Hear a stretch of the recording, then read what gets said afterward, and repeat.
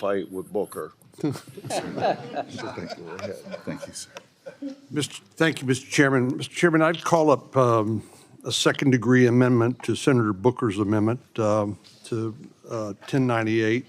This has to do with death penalty as aggravating factors for illegal aliens who commit a homicide in the United States while illegally in the country.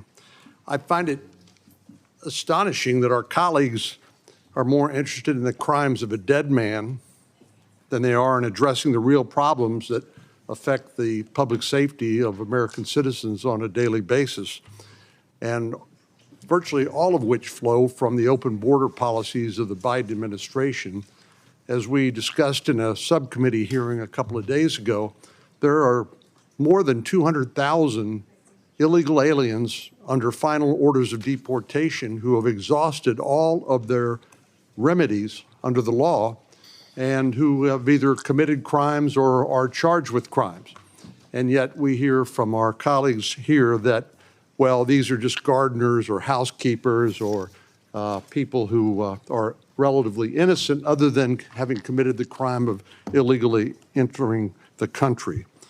But to our colleagues, the intrigue and salacious details of the Epstein case, of course, are a great distraction from the issues that have make a meaningful difference in the lives of ordinary Americans, and what I thought we were here to actually serve, which is their interests.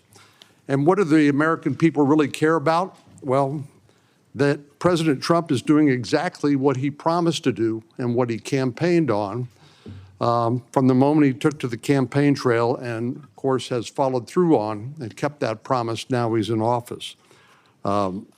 Let's talk about how President Trump has kept his promises when it comes to making our communities safer by securing the border and enforcing our immigration laws. He promised to restore America's standing in the world, and President Trump has kept this promise from making his tax cuts permanent through the One Big Beautiful Bill to trade deals that put America first and stop unfair competition by our adversaries, help lower inflation, lower gas prices, lower food prices. President Trump is delivering on the pocketbook issues that virtually all Americans care about. And let me turn to national security and public safety. He promised to secure the border. Promise made, promise kept. He promised to restore the rule of law and enforce the laws actually on the books, a promise being kept every day by our men and women in blue, our immigration officers and our law enforcement officers in the field. This last hearing, as I indicated earlier, I held a hearing on President Biden's open border policies that led to our country being flooded, literally flooded, by millions of illegal aliens, including among that terrorists and gang members and people who committed heinous crimes against innocent American citizens like Laken Riley. We heard the stories of two angel moms, Tammy Nobles and Marie Vega, both of whom have to live every day with the horrendous murders of their loved ones. They had a few simple questions for us and for law enforcement during the Biden administration. Why didn't the Biden administration do anything to stop criminals from coming into the country? Why didn't President Biden remove the worst criminal aliens that were already in the United States and who kept committing crimes? Not just once, not just twice, but multiple crimes against innocent Americans. Why aren't congressional Democrats more concerned about keeping our communities safe than they are about distractions like the salacious details with regard to a dead man, Jeffrey Epstein? As Ms. Vega told us, no mother should have to bury her child before she dies, and certainly not bury a child because he or she was killed by an illegal alien who should have never been here in the United States in the first place. Yet my colleagues insist there's nothing to see here and that the real crime is President Trump being in office and enforcing the law. They lost the election, fair and square. President Trump received a mandate, and they still haven't accepted the fact that he won the election on November the 5th. Well, I challenge my colleagues to put their money where their mouth is and do right by these angel moms who I mentioned a moment ago. And so this amendment will allow us to truly deal with criminal aliens and illegals who pose a threat to national security and public safety, not just play lip service.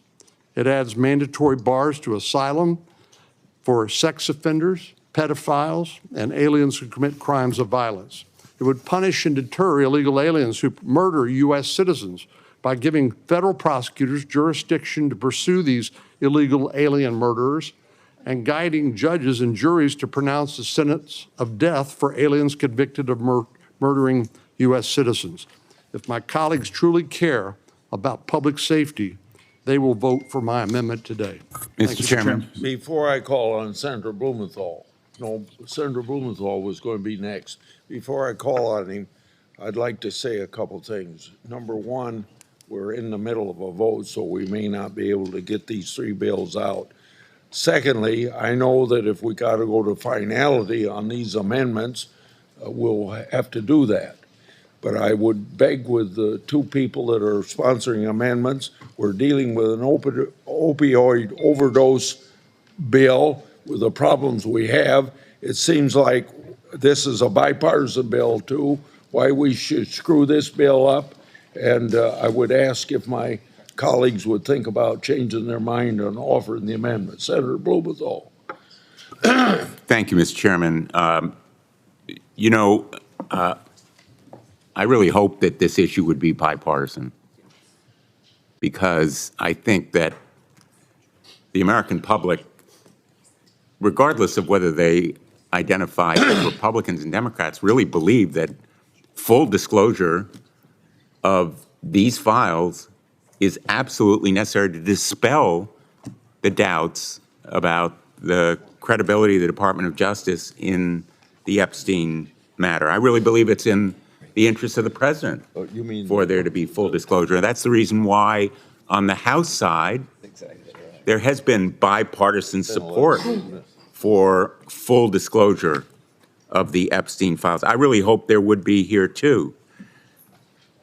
Senator Cornyn is right that Jeffrey Epstein is dead, but right now, ongoing in real time, right before our eyes, are events and actions that smack of a cover-up. There ought to be no secret meetings, no secret deals, especially with Trump's personal lawyer, who is now doing his bidding at the Department of Justice, namely Todd Blanche, who reportedly is on his way as we speak to Florida, or whatever prison is currently confining Ghislaine Maxwell, possibly to offer her a deal in return for exculpatory information about his former client, the President of the United States.